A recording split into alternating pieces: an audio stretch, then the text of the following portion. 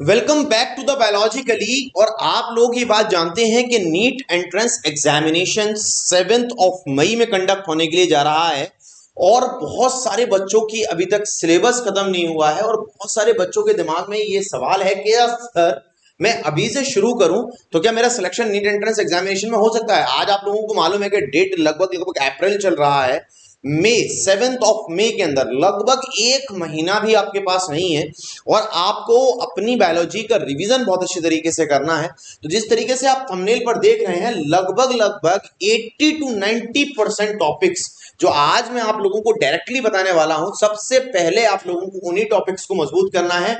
मैंने 6.5 घंटे की कठिन मेहनत के बाद एक एक चीज को दोबारा से एनालाइज कर कर आप लोगों के लिए चीज लेकर आया हूं मैं, जिसमें मैंने एक एक चीज आपको बताई है कि किस टॉपिक से कितना क्वेश्चन आए हैं और एक एक चीज तुमको कायदे के साथ में पढ़नी है। ये बात आप लोगों को बहुत अच्छे तरीके से ध्यान रखनी है।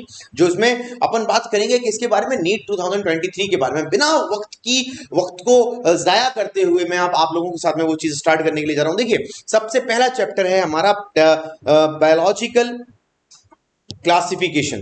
सबसे पहला चैप्टर है द लिविंग वर्ल्ड, सॉरी, ठीक है। तो लिविंग वर्ल्ड से 2023 के अंदर 2020 सॉरी 2013 के अंदर, 2016 के अंदर और 2018 के अंदर आपसे एक एक क्वेश्चन पूछा गया है। मतलब ये कि एक बात बिल्कुल वाज़ेह तौर पर क्लियर हो रही है कि हमसे लगातार इससे 3 साल लगातार क्वेश्चन पूछा जा रहा है। मतलब क्वेश्चन मे बी आस्क्ड और मे नॉट बी आस्क्ड, ठीक है, आ भी सकता है और नहीं भी आ सकता है। ये बात रखना। बहुत सारे चैप्टर्स ऐसे हैं जो लिंक्ड हैं एक दूसरे से, जैसे कि बायोलॉजिकल क्लासिफिकेशन लिंक्ड है लिविंग वर्ल्ड से, जैसे कि एनिमल क्लासिफिकेशन लिंक्ड है लिविंग वर्ल्ड से। बात समझ में आ रही है कि नहीं आ रही है? इन सारी चीजों को बिहाफ पे अपने अपनी चीजों को जरा थोड़ा समझते हुए चलिएगा।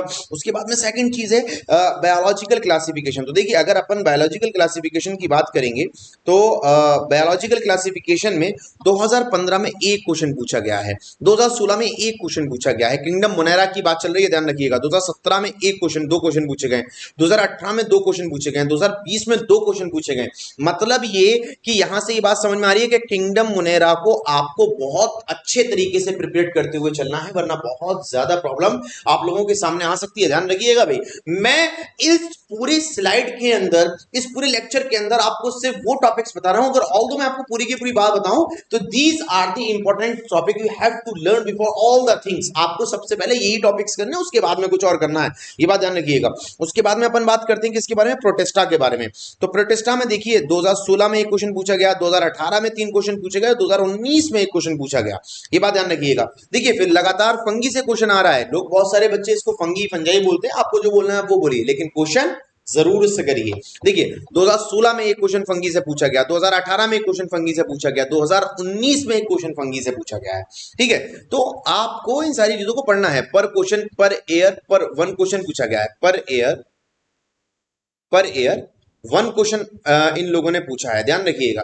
और मैं आपको एक चीज और बताता हूं। देखिए, इसमें सबसे ज्यादा इंपॉर्टेंट चीज मालूम है क्या है? आपको सबसे ज्यादा इंपॉर्टेंट चीज इसमें यह समझनी है कि आपको एक बात ध्यान रखनी है बिल्कुल अच्छे तरीके से, कि आपको एनसीईआरटी को फॉलो करना है। ध्यान रखिएगा, आपको किसको फॉलो करना है? बिल्कुल एग्जैक्टली एनसीईआरटी से एक एक चैप्टर आपको पढ़ना है।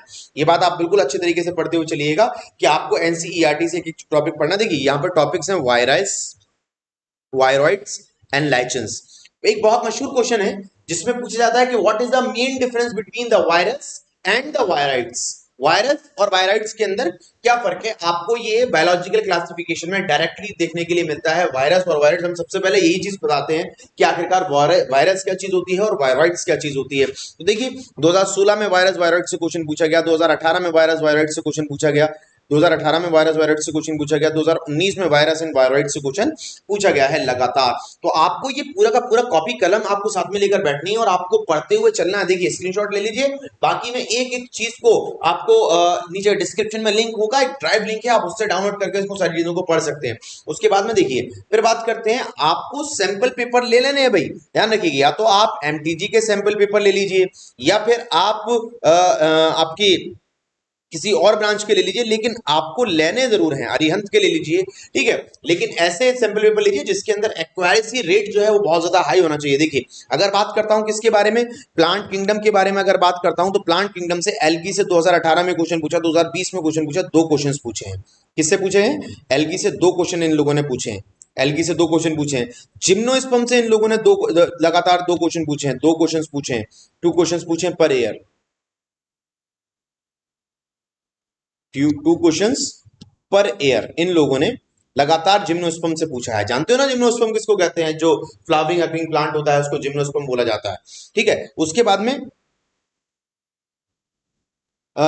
में एनिमल किंगडम की अपन बात करते हैं। तो देखिए एनिमल किंगडम में क्लासिफिकेशन ऑफ द एनिमल्स से डायरेक्टली क्वेश्चन पूछा गया 2018 में, 2019 में, 2020 में चार क्वेश्चन डायरेक्टली पूछे, फोर क्वेश्चन डायरेक्टली पूछे हैं, चार क्वेश्चन डायरेक्टली पूछे हैं। उसके बाद में अगर आप बात करेंगे, देखिए मैं आपको दिखा देता हूं, अगर आप डायरेक्टली बात करते हैं तो हमारे पास में morphology of the flowering plant, तो फ्लावर से डायरेक्टली क्वेश्चन पूछा गया है 17 से, 19 में, 20 से, फ्रूट से डायरेक्टली क्वेश्चन पूछा गया है, ठीक है। ये बात ध्यान रखिएगा, एक एक चीज तुम लोगों को पता होनी चाहिए भाई। अगर नीट के अंदर सिलेक्शन चाहिए ना तो स्ट्रेटेजिकली आप देखो, इतना टाइम नहीं है, इतना वास्ट टाइम तुम लोगों के पास में नहीं है कि तुम लोग क्या काम करो, कभी कुछ भी पढ़ते चले जाओ, कुछ भी हाक रहे हो, किसी का भी मॉड्यूल उठा लिया, कुछ भी कर लिया। रेदर देन आपको सिर्फ और सिर्फ इस बायोलॉजी को पढ़ना है, ये ध्यान रखिएगा। ये सिर्फ जो एनसीईआरटी की बायोलॉजी है ये आपको पढ़नी है बस। जब जब तक एनसीईआरटी नहीं होगी तब तक कुछ नहीं होगा। और एक एक टॉपिक आपको एनसीईआरटी से पढ़ना है। मैं क्लेम करता हूं 80 to 90% क्वेश्चंस को आप देख लीजिएगा मेरे चैनल पर दोबारा आने के बाद में, 80 to 90% क्वेश्चंस का क्लेम मैं डायरेक्टली एनसीईआरटी से आपको निकाल कर दे दूंगा, लाइन बाय लाइन निकाल कर दे दूंगा। ये बात ध्यान रखिएगा, मैंने खुद किया है, 360 आउट ऑफ 360 मैंने खुद गेन किया, सिर्फ और सिर्फ एनसीईआरटी को पढ़ने के बाद में, ठीक। देखिए फिर आगे बात करते हैं anatomy of the flowering plant. तो anatomy of the dicot, anatomy of the dicot and monocots plant, ठीक है। तो 2018 में, 2020 में, ठीक है, डाइकॉट और मोनोकॉट और डाइकॉट से क्वेश्चन पूछा गया है। सेकेंडरी ग्रोथ, सेकेंडरी ग्रोथ एक अच्छा टॉपिक है वहां पर, ठीक है, जो आप लोगों को पढ़ना है। बच्चे उसको लगातार छोड़ देते क्योंकि थोड़ा सा अनइंटरेस्टिंग लगता है, लेकिन आपको पढ़ना है वहां पर। 2017 में देखिए क्वेश्चन पूछा, 18 में क्वेश्चन पूछा, 19 में पूछा, 20 में पूछा, यहां तक कि 21 के अंदर भी क्वेश्चन आया है सेकेंडरी ग्रोथ से। 22 में नहीं पूछा, लेकिन मेरा दिल है कि 2023 में सेकेंडरी ग्रोथ से क्वेश्चन आएगा, आपको ये कॉपी पर मेंशन करना है। उसके बाद में देखिए फिर बात करते हैं किसके बारे में, फिर बात करेंगे स्ट्रेटजीज के बारे में। किसके बारे में बात करेंगे?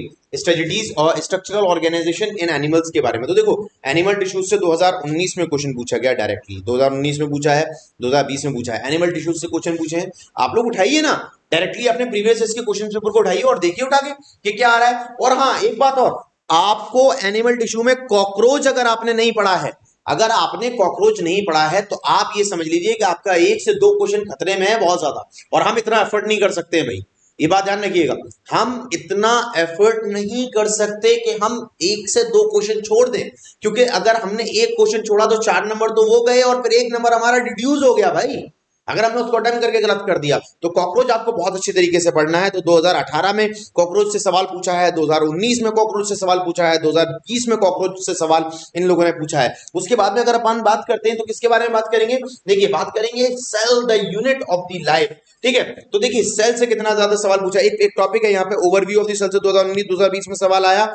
यूकैरियोटिक सेल से, यूकैरियोटिक सेल से सवाल पूछा इन लोगों ने, 2016 में सवाल पूछ लिया, 2017 में पूछ लिया, 2018 में पूछ लिया, 2019 में पूछ लिया, 2020 में सवाल पूछ लिया। 16 में 2 क्वेश्चन पूछे, 17 में 4 क्वेश्चन पूछे, 18 में 2 क्वेश्चन पूछे, 2019 में 3 क्वेश्चन पूछे और 2020 में फिर से 2 क्वेश्चन पूछे। ओवरऑल क्या है कि सेल से 2 से 3 क्वेश्चन आ रहा है और ज्यादातर किससे पूछ रहा है? यूकैरियोटिक से पूछ रहा है। तो यूकैरियोटिक इंपॉर्टेंट है और प्रोकैरियोटिक इंपॉर्टेंट है, कहीं नहीं जाना है, सिर्फ एनसीईआरटी को पढ़ना है, ये बात ध्यान रखिएगा। उसके बाद में बात करते हैं बायोमोलिक्यूल्स की, ठीक है। तो देखिए एंजाइम आपको बहुत ज्यादा इंपॉर्टेंट है, इसके अंदर आपको एंजाइम पढ़ते हुए चलना है कि भाई एंजाइम क्या चीज होती है, ठीक है। तो एंजाइम से इन लोगों ने क्वेश्चन पूछा है, 2016 में क्वेश्चन पूछा है एंजाइम से, 2017 में क्वेश्चन पूछा है एंजाइम से, 2019 में एंजाइम से इन लोगों ने क्वेश्चन पूछा है। 2-2 क्वेश्चन इन लोगों ने पूछते चले गए हैं ये लोग। उसके बाद में बात करते हैं सेल साइकिल की बात करेंगे अपन, ठीक है। फिर सेल डिवीजन की बात करेंगे कि सेल साइकिल किस तरीके से होता है और सेल डिवीजन किस तरीके से होता है, ये बात आप लोगों ने पढ़ रखी है। डायरेक्ट एनसीईआरटी से क्वेश्चन पूछा जाता है, डायरेक्ट बिल्कुल लाइन बाय लाइन मैं दिखा दूंगा आपको, प्रीवियस इसके क्वेश्चन देख लीजिए। और 2023 के पेपर में भी मैं दोबारा दावा कर रहा हूं कि 80 to 90% क्वेश्चन डिक्टो आपको एनसीईआरटी से दिखा दूं, दावा है मेरा। ठीक, उसके बाद में सेल साइकिल से 2019 में क्वेश्चन पूछा, 2020 में पूछा, 2020 में दो क्वेश्चंस डायरेक्टली सेल साइकिल से पूछे गए थे, 2 क्वेश्चंस डायरेक्टली सेल साइकिल से पूछे गए थे, ये बात ध्यान रखिएगा। उसके बाद में ट्रांसपोर्टेशन ऑफ द प्लांट, देखिए वाटर रिलेशन, ठीक है, flow and transport, water relation 2019 में पूछा, 2020 में पूछा, 2019 में पूछा, 2020 में पूछा, फिर 2 क्वेश्चंस पूछे 2019 में और 2020 में भी 2 क्वेश्चंस इन लोगों ने पूछे। वाटर रिलेशन आप लोगों ने पढ़ा है ट्रांसपोर्टेशन प्लांट के अंदर, ये प्लांट फिजियोलॉजी का पार्ट है, प्लांट फिजियोलॉजी का पार्ट है, प्लांट फिजियोलॉजी का पार्ट है। देखो अब तुम्हारे पास इतना टाइम नहीं है कि तुम एनिमल फिजियोलॉजी और प्लांट फिजियोलॉजी जो है वो किसी सोर्स बुक से या किसी गाइडेंस से पढ़ो, ये बात ध्यान रखना, ठीक है। अब हमारे पास इतना टाइम नहीं है, हमको डायरेक्टली एनसीईआरटी निकालनी है और पढ़नी है। वैसे मैं हमेशा कहता हूं कि ह्यूमन फिजियोलॉजी पढ़ने के लिए आपको किसी और चीज की जरूरत है, आपको थोड़ा सा एनसीईआरटी से ज्यादा पढ़ने की जरूरत है, लेकिन नहीं, अब आपको सिर्फ एनसीईआरटी पढ़नी है, या फिर आपने पहले से इन सारी चीजों को पढ़ लिया है तो आपको उसको रिवाइज करते हुए चलना है अच्छे तरीके से। फिर देखिए, फिर अपन बात करते हैं मिनरल न्यूट्रिशन की। मिनरल न्यूट्रिशन में एक टॉपिक है मेटाबॉलिज्म ऑफ द नाइट्रोजन, ठीक है, किस तरीके से प्लांट्स के अंदर मेटाबॉलिज्म होता है, किसका, नाइट्रोजन का। इससे एक क्वेश्चन पूछा गया 2019 में और एक क्वेश्चन पूछा गया 2020 में, ठीक है। तो आपको ना ये कॉपी पे लिखते हुए चलना है अच्छे तरीके से कि कौन सा क्वेश्चन किस किस जगह पर पूछा जा रहा है। देखिए फिर अगली बात करते हैं, अगली बात करेंगे क्वेश्चन नंबर 13 यानी photosynthesis in the higher plant, ठीक है। तो देखो electron transport system most important topic 2020 में डायरेक्ट क्वेश्चन। उसके बाद में C4 पाथवे, केल्विन साइकिल, ध्यान रखिएगा 2017 2020 लिख देता हूं, केल्विन साइकिल भी पढ़नी है आपको, यहाँ पे केल्विन साइकिल पढ़नी है, ठीक है, केल्विन साइकिल पढ़नी है। और फोटो रेस्पायरेशन, ठीक, 2016 में क्वेश्चन पूछा, 2020 में पूछा, ठीक। तो ध्यान रखिएगा, जरूरी नहीं है कि फोटो रेस्पायरेशन से क्वेश्चन आए, लेकिन हम एक एक इंपॉर्टेंट टॉपिक को कवर करते हुए चलेंगे, ये बात ध्यान रखना, ठीक। मैं इस वीडियो को दोबारा से बनाऊंगा, एक अटैचेबल वीडियो बनाऊंगा जब नीट का पेपर आउट हो जाएगा, और उसके बाद देखेंगे कि कितने क्वेश्चन हमारे इन सारी चीजों से आए हैं, इन टॉपिक से आए हैं, फिर मैं आपको ओपन चैलेंज करूंगा। उसके बाद में देखिएगा, बात करते किसकी, एरोबिक रेस्पायरेशन की, 2017 में क्वेश्चन पूछा, 2018 में पूछा, 2020 के अंदर क्वेश्चन पूछा। फिर है एम्फीबॉलिक पाथवे, एम्फीबॉलिक पाथवे से क्वेश्चन इन लोगों ने 2016 के अंदर डायरेक्टली एक क्वेश्चन पूछा, उसके बाद में क्वेश्चन नहीं आया। फिर plant growth regulators, plant growth regulators के बारे में आप लोगों ने पढ़ रखा होगा, आईजीए, आईजी ऑक्सिन्स, जिब्रालिन, साइटोकिनिन्स, ये पढ़ा है ना तुम लोगों ने, ठीक है। तो उनसे डायरेक्टली क्वेश्चन इन लोगों ने पूछा, 2015 में पूछा है, 2016 में पूछा है, 17 में पूछा है, 19 में पूछा है, 20 में पूछा है, और लगभग लगभग अभी तक 20 क्वेश्चंस पूछे जा चुके हैं पिछले कुछ सालों में, ठीक है, इन्हीं टॉपिक से, ठीक है, जिसको प्लांट ग्रोथ रेगुलेटर्स को प्लांट हार्मोन्स भी बोला गया है, प्लांट हार्मोन्स भी बोला गया है, ध्यान रखिएगा भी, प्लांट हार्मोन्स भी बोला गया है। फिर अपन यहां से शुरू कर देते हैं ह्यूमन फिजियोलॉजी, किसकी बात शुरू करते हैं यहां से, ह्यूमन फिजियोलॉजी की, ह्यूमन फिजियोलॉजी की, ठीक। तो देखो डाइजेस्टिव सिस्टम से डायरेक्टली, डाइजेस्टिव सिस्टम जानते हो ना, जो मुंह से शुरू होता है एनएस पे खत्म हो रहा है, ठीक है। तो 2017 में पूछा है, 2018 में पूछा, 2019 में, 2020 में सवाल पूछा गया है। उसके बाद में डाइजेशन ऑफ द फूड, मतलब डाइजेशन से एक क्वेश्चन आ रहा है आपका 2017 में, 2018 में, 2020 में, 2022 में भी यहाँ पे क्वेश्चन पूछा गया है, ठीक है, इन लोगों ने मेंशन नहीं किया है। उसके बाद में एब्जॉर्प्शन ऑफ द फूड, किस तरीके से फूड एब्जॉर्ब होता है, वो 2019 में पूछा, 2020 में पूछा, फिर 2022 में directly absorption of the food से क्वेश्चन पूछा गया है, ध्यान रखिएगा इन सारी चीजों को। उसके बाद में देखिए, फिर मैं दोबारा से बात करता हूं, breathing and the exchange of the gases, mechanism of the breathing, जिसमें मैंने आपको जिसमें आप लोगों ने पढ़ा होगा कि पूरा का पूरा पाथवे क्या रहता है, कि भाई पहले डायफ्राम खुलेगा, फिर इंटरकॉस्टल मसल्स आएंगी, फिर डायफ्राम आएगा, ठीक है, ये पूरा का पूरा कॉन्सेप्ट होता है, उससे डायरेक्टली क्वेश्चन ये लोग पूछते रहते हैं, ठीक है। तो 2017 में इन लोगों ने क्वेश्चन पूछा है, 18 में, 20 में क्वेश्चन आया है डायरेक्टली। फिर मैकेनिज्म्स ऑफ द डिसऑर्डर्स क्या होते हैं, तुमने देखा ना, ऑक्यूपेशनल हैजर्ड डिसऑर्डर्स, ठीक है, और एस्थमा, एस्थमेटिक अटैक लोगों को जो पढ़ते हैं, ये सारी चीजें, ठीक है, यहाँ से भी ये लोग क्वेश्चन पूछ लेते हैं, 2018 2019 में क्वेश्चन पूछा गया। बाकी सारी चीजों को आप लोग कायदे के साथ में पढ़ते हुए चलिएगा। ये क्वेश्चंस मैंने इसलिए दिए हैं क्योंकि आज आप लोग ये बात बहुत अच्छे तरीके से जानते हैं कि नीट के टेस्ट में ज्यादा टाइम बाकी नहीं बचा है। अब नीट का टेस्ट आप लोगों को कायदे के साथ में करना है, ये चीज मैं बताने की कोशिश कर रहा हूं। बहरहाल, फिर बॉडी फ्लूइड्स एंड सर्कुलेशन में देखिए, ब्लड से डायरेक्टली 2 क्वेश्चन, 2016 में एक क्वेश्चन पूछा, 2018 में 2 क्वेश्चन ब्लड से पूछे, दो क्वेश्चंस ब्लड से पूछे हैं 2016 एंड 17 के अंदर। ठीक है, उसके बाद में अपन बात करते हैं सर्कुलेटरी पाथवे की। सर्कुलेटरी पाथवे की अगर अपन बात करेंगे तो सर्कुलेटरी पाथवे से मतलब क्या है? सर्कुलेटरी पाथवे आपका कि किस तरीके से खून जो है हमारी बॉडी के अंदर चलता है 2017 में 2018 में। ठीक है, दो क्वेश्चंस पूछे गए हैं, two questions from the 2017 and 2018। ठीक है, ध्यान रखिएगा। उसके बाद में regulations of the cardiac activity, किस तरीके से हमारा दिल कार्डियक एक्टिविटी को रेगुलेटेड रखता है, ये बात पढ़ाया है ना आप लोगों को। ठीक है, तो उससे क्वेश्चन पूछा गया 2019 में एक क्वेश्चन पूछा, 2020 में एक क्वेश्चन पूछा कार्डियक एक्टिविटी से रेगुलेटेड। तो ये तीनों टॉपिक्स आप लोगों को कायदे के साथ में करने हैं। उसके बाद में फिर बात करते हैं excretory product and their eliminations. Excretory product and their eliminations यानी यूरिन फॉर्मेशन, यूरिन किस तरीके से बनता है आपको नेफ्रोलॉजी पढ़नी होगी पूरी की पूरी। ठीक है, तो 2015 से क्वेश्चन पूछ लिया, 2019 से क्वेश्चन पूछ लिया। तो ये ना हमारे दिमाग की साइकोलॉजी है। मैंने इसको इस तरीके से सेटल किया कि अभी किस किस क्वेश्चन को कौन सा पूछा है। ऐसा तो नहीं है कि अभी एनसीईआरटी से अलग हटकर वो सारे के सारे क्वेश्चन दे देगा। सारा का सारा पेपर आना एनसीईआरटी से ही है, तो अपन एनसीईआरटी क्यों नहीं पढ़ रहे हैं? हम क्यों अपने तैयारी को खराब कर रहे हैं? ठीक है, तो देखिए उसके बाद में regulations of the kidney function, kidney किस तरीके से अपने फंक्शंस को रेगुलेटेड रखती है, ब्रेन से रिलेटेड है ये। 2017 2020 में पूछा गया है, एक एक क्वेश्चन पूछा गया है। ठीक है, 1/1 का रेशियो है। डिसऑर्डर से क्वेश्चन पूछे हैं। देखिए, तो आप एक चीज ध्यान रखिएगा, पीछे मैंने आपको यहाँ पे बताया कि ब्रीदिंग एंड मैकेनिज्म में डिसऑर्डर है, इसका मतलब ब्रीदिंग एंड मैकेनिज्म के डिसऑर्डर्स बहुत ज्यादा इंपॉर्टेंट है। उसके बाद में मैं डायरेक्टली आ गया किस चीज को बताने के लिए, एक्सक्रेटरी प्रोडक्ट के डिसऑर्डर्स बताने के लिए आपको मैं आ गया। ठीक है, एक्सक्रेटरी प्रोडक्ट्स के डिसऑर्डर्स भी आपको पढ़ने हैं, तो दोनों के डिसऑर्डर्स आप लिख लेंगे। यहाँ भी डिसऑर्डर्स चैप्टर के बहुत अच्छे तरीके से हमको पढ़कर जाने हैं। ठीक, उसके बाद में बात करते हैं, देखिए लोकोमोशंस एंड द मूवमेंट की। लोकोमोशंस एंड द मूवमेंट की बात करेंगे। ठीक है, तो उसमें मसल्स से, मसल्स कॉन्ट्रैक्शन जो एक्टिंग मायोसिन फिब्रिल्स होता है वहां से क्वेश्चन पूछते हैं ये लोग 2016 में, 2017 में, 2018 में। ठीक है, उसके बाद में स्केलेटन सिस्टम से इन लोगों ने क्वेश्चन पूछा है। ठीक है, 2017 2016 और 2019 और 2020 के अंदर, ध्यान रखिएगा। उसके बाद में फिर न्यूरल कंट्रोल एंड कोऑर्डिनेशन की बात चलती है। तो देखिए सेंट्रल न्यूरल सिस्टम से, सेंट्रल न्यूरल सिस्टम से यानी सीएनएस से, सीएनएस से यानी सीएनएस में आपका आ जाएगा ब्रेन, सीएनएस में आपका आ जाएगा ब्रेन और स्पाइनल कॉर्ड, ऐसी आपकी आ जाएगी। ठीक है, तो उससे इन लोगों ने 2013 में क्वेश्चन पूछा। बेटा देखते हुए चलना, एक एक चीज बहुत ज्यादा इंपॉर्टेंट है।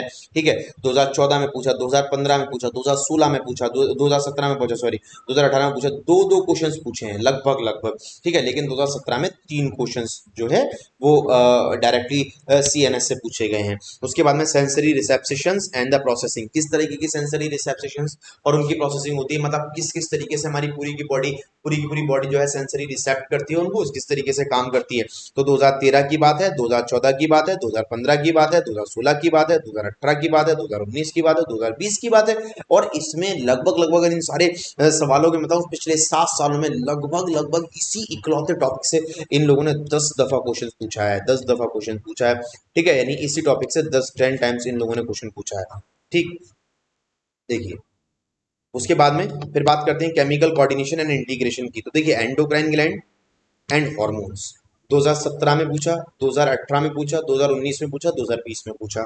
उसके बाद में ह्यूमन एंडोक्राइन सिस्टम 2015 में पूछा, 2016 में, 2018 में, 2020 में। और लगभग लगभग 2 क्वेश्चंस पर ईयर इन लोगों ने इन सारे टॉपिक से पूछे, 2 क्वेश्चंस पर ईयर इन लोगों ने इन सारे क्वेश्चन से पूछे हैं। उसके बाद में देखिए फिर बात करते हैं रिप्रोडक्शन इन ऑर्गेनिज्म की। और हाँ, मैं आपको एक स्पेशल खबर दे देता हूं कि रिप्रोडक्शन इन ऑर्गेनिज्म अब जो लेटेस्ट एनसीईआरटी आई है उससे बिल्कुल इन लोगों ने हटा दिया है। इसका मतलब ये कि अगली साल से रिप्रोडक्शन इन ऑर्गेनिज्म आप लोगों के नेट के सिलेबस में भी नहीं होगा। ठीक है, तो सेक्सुअल रिप्रोडक्शन से ये लोग काम कर रहे हैं। 2013 में, 2014 में, 2016 में, 2018 में एक क्वेश्चन पूछा। इसका मतलब ज्यादा इंपॉर्टेंट चैप्टर नहीं है, लेकिन लाइफ स्पेन पार्थियोजेनेसिस आप लोगों को पढ़ते हुए चलना है। उसके बाद में फिर बात करते हैं sexual reproduction in flowering plant की बात करेंगे।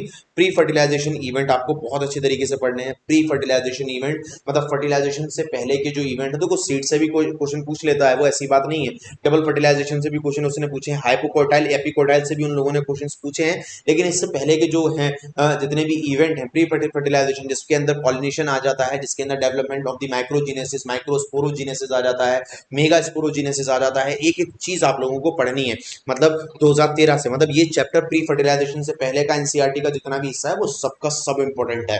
ठीक, उसके बाद में 2013, 2014, 2015, 2016, 2017, 2018, 2020, 2020 में 2 क्वेश्चन डायरेक्टली पूछे हैं, 2019 में 1 क्वेश्चन पूछा है, 2016 में 2 क्वेश्चन डायरेक्टली पूछे, 2013 में 3 क्वेश्चन पूछे, मैंने ऊपर मेंशन किया, आप लोग देखिए उन सारी चीजों को। ठीक, फिर बात करते हैं ह्यूमन रिप्रोडक्शन की। तो ह्यूमन रिप्रोडक्शन से ऐसा हो नहीं सकता कि नीट का पेपर आए और ह्यूमन रिप्रोडक्शन से सवाल ना आए। अगर होगा तो एक ना एक सवाल ह्यूमन रिप्रोडक्शन से जरूर होगा। फीमेल रिप्रोडक्टिव सिस्टम से पूछा इन लोगों ने सवाल 2014-2020 में। गेमेटोजेनेसिस मोस्ट इंपॉर्टेंट टॉपिक है, ये बात ध्यान रखिएगा, मोस्ट इंपॉर्टेंट टॉपिक। और इसमें भी स्पर्मिएशन और स्पर्मेटोजेनेसिस ध्यान रखिएगा। ठीक, उसके बाद में 2017, 2018, 2020 में एक एक क्वेश्चन इन लोगों ने पूछा है। प्रेगनेंसी एंड एम्ब्रियोनिक डेवलपमेंट, इससे भी एक एक क्वेश्चन पूछा, नहीं 2020 में 2 क्वेश्चन पूछे गए हैं एम्ब्रियोनिक डेवलपमेंट से। फिर बात करते हैं आपका रिप्रोडक्टिव हेल्थ के बारे में। तो देखिए रिप्रोडक्टिव हेल्थ के बारे में अगर अपन बात करेंगे तो पॉपुलेशन एक्सप्लोजन 2013 के अंदर क्वेश्चन, पॉपुलेशन एक्सप्लोजन के किस तरीके से पॉपुलेशन बढ़ रही है ध्यान रखिएगा। 2013 में पूछा गया क्वेश्चन, 2014 में पूछा गया, 2015 में पूछा गया, 2016 में पूछा गया, 2018 में पूछा गया, 2019 में पूछा गया, 2020 में पूछा गया। और लगभग लगभग 1 to 2 क्वेश्चन पर 1 to 2 क्वेश्चन पर ईयर का रहा है। इसमें कॉन्ट्रासेप्टिव में भी क्वेश्चंस पूछे जाते हैं, जैसे कि सीडीआरआई की फुल फॉर्म इन लोगों ने एक बारी पूछ ली थी। सहेली के बारे में, सहेली जो दवा है एक कॉन्ट्रासेप्टिव मेथड है, उसके बारे में इन लोगों ने पूछ लिया था। ठीक है, तो ये सारी चीजें आप लोगों को पढ़ते हुए चलनी है भाई, ध्यान रखिएगा। ऐसा नहीं है कि मैंने सिर्फ ये टॉपिक लिखे हैं तो आप भी बोलेंगे भाई अनस सर ने तो ये कहा था कि सिर्फ यही टॉपिक पढ़ने हैं और इन्हीं टॉपिक्स को अपन पढ़कर जाएंगे, ऐसा नहीं होना चाहिए, ये बात ध्यान रखिएगा। उसके बाद में principles of inheritance and the variations, पूरी 12th क्लास की केमिस्ट्री का निचोड़ आपको दे रहा हूं। आपको 4 चैप्टर बहुत अच्छे तरीके से करने हैं। एक बेसिक्स प्रिंसिपल्स ऑफ इनहेरिटेंस, दूसरा molecular basis of inheritance, biotechnology और ह्यूमन हेल्थ एंड डिसीज। ध्यान रखिएगा 15 से 20 क्वेश्चन आपके हाथ में यूबर करो, और अगर 15 क्वेश्चन भी आ गए तो 15 into 4 कितना हो गया आप लोगों को मालूम है, 60 क्वेश्चन आपको दे रहा हूं बिल्कुल। ठीक, तो देखिए मेंडल्स के लॉ से डायरेक्टली क्वेश्चन पूछता है, मेंडल के लॉ से क्रॉस दे देगा या बैक क्रॉस दे देगा। ठीक है, तो 2015 में क्वेश्चन, 16 में, 17 में, 19 में, 20 में। Inheritance of the one gene, inheritance of the one gene का मतलब क्या, first law of Mendel, first law of Mendel, Mendel का first law. Genetic disorders most important है, Turner syndrome, Down syndrome, Klinefelter syndrome, ये सारे disorders ध्यान रखिएगा। ठीक है, बहुत ज्यादा इंपॉर्टेंट हैं। 2018 में, 2013 में, 14 में, 15 में, 16 में, 17 में, 18 में, 19 में, 20 में, 21 में, 22 में और अब 23 में इंशाल्लाह, ध्यान रखिएगा। उसके बाद में molecular basis of inheritance, RNA world बहुत इंपॉर्टेंट है, डीएनए रेप्लिकेशन बहुत इंपॉर्टेंट है और डीएनए बहुत इंपॉर्टेंट है। उसके बाद में central dogma, central dogma of molecular biology, of molecular molecular biology, central dogma of molecular biology बहुत ज्यादा इंपॉर्टेंट टॉपिक है यहाँ का। ठीक है, और आपका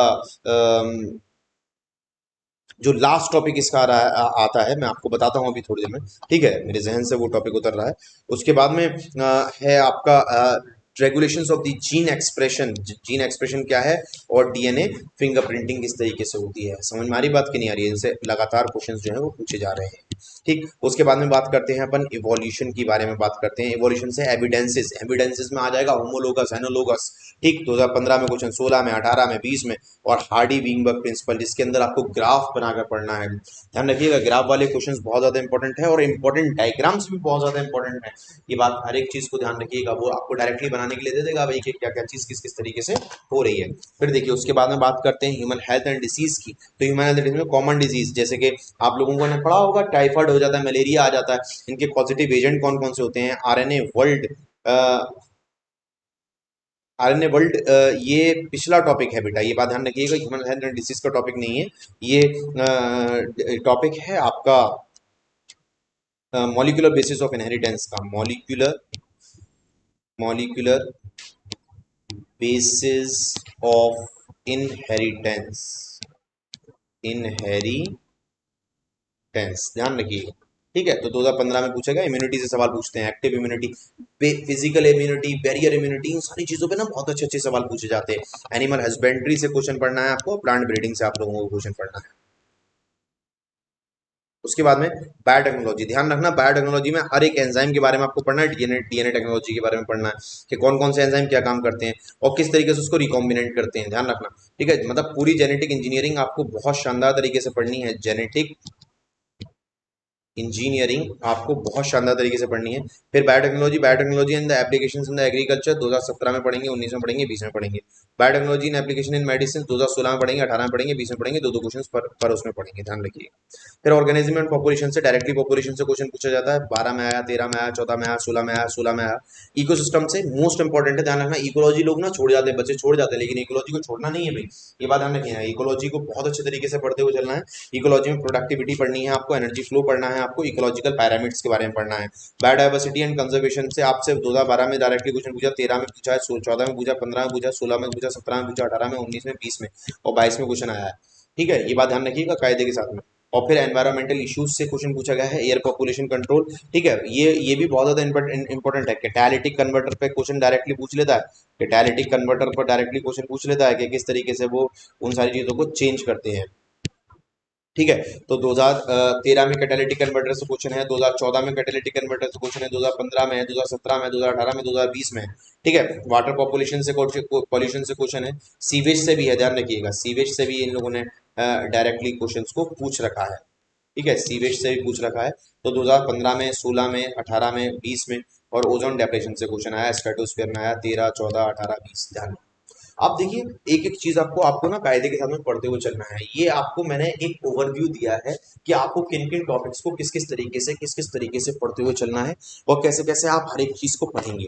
तो आप सबसे पहले एक चीज ध्यान रखिएगा, मैं आपको एक चीज बता देता हूँ कि आपको ना टॉपिक्स को छोड़ना नहीं है, एक भी एग्जाम्पल को नहीं छोड़ना है। अगर साइड में कोई चीज लिख भी रही है ना, उसको भी पढ़ लेना, पेज नंबर तक पढ़ लेना, ध्यान रखना। एनसीईआरटी से ना मैं बायोलॉजी की गारंटी देता हूँ, अगर तुम लोगों ने एनसीईआरटी अब भी फॉलो कर ली और तुम्हारा पीछे से है, बेस है तुम्हारा, तो अब भी तुम्हारा सिलेक्शन होने से कोई नहीं रोक सकता है। ये बात ध्यान रखना, एनसीईआरटी आपके लिए मस्ट है, ये इंपॉर्टेंट टॉपिक है। इस पूरी की पूरी पीडीएफ को मैं आपको डिस्क्रिप्शन के अंदर प्रोवाइड करा दूंगा। अच्छे तरीके से पढ़िए, पेपर को फाड़ कर आना है बहुत अच्छे तरीके से और बहुत अच्छे तरीके से एक एक चीज की प्रिपरेशन करनी है। Thank you very much to all of you.